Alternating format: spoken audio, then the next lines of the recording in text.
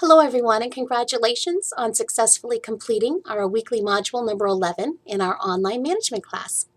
Your discussion board postings and comments this week were very insightful, very professional, related to the What Would You Do video. As you pointed out, discrimination is illegal. Sexual harassment creates a very negative work environment and can cause employees to be so unhappy that they leave our companies, our organizations, or that they bring us to court. And sexual harassment can cause extreme liability for companies. And one thing to remember is that as a manager, even if you're unaware of a discrimination situation, you are still liable for that.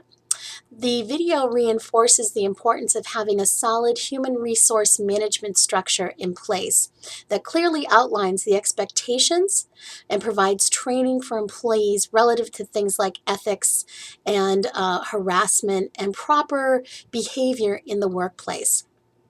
Managing human resources includes many different areas, one of which is recruiting and selection. This is when we figure out what we need for an employee. We develop a job analysis, a job description.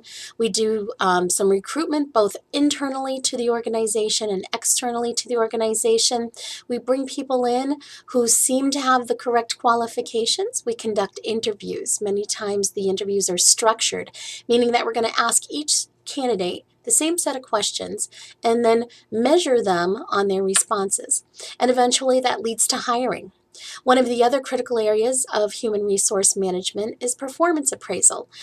Most of you probably get an annual review at your job where you're at, and it's an important piece of managing our human capital because people want to know how they're doing.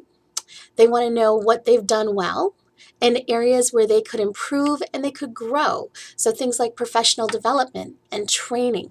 How do we get better at what we do? How do we expand our potential on the job? We also have, as part of human resources, the factor of separation. And when we think about separating from the company, oftentimes we think of being laid off, being terminated, but sometimes it's voluntary. Sometimes a person quits or a person retires, and that process is handled through our human resource professionals as well. They're well-versed. Human resource professionals are well-versed when it comes to the laws that affect employees, such as affirmative action. This is a law that's in place for preventing discrimination and providing opportunities for women and minorities. Diversity. Human resource managers ensure that we have diversity programs in place and that we embrace diversity in our workplace so that we provide equal opportunity for everyone. Reasonable accommodations for folks with disabilities, and employee assistance programs. Sometimes our employees run into challenging times in their personal lives, and we have programs in place, employee assistance programs in place, to help them through those challenging times so that they can get back on track and continue to realize their full potential. So successful organizations truly view human resource managers, human resource professionals, as a key core part of the leadership team in an organization. In week 12's module, we're going to, first of all, complete exam number 3, which is on chapters 9 and 10, and we're also going to be covering chapter 14, which we learn about influence, power, leadership, the difference between leadership and management, and believe it or not, there are some key differences.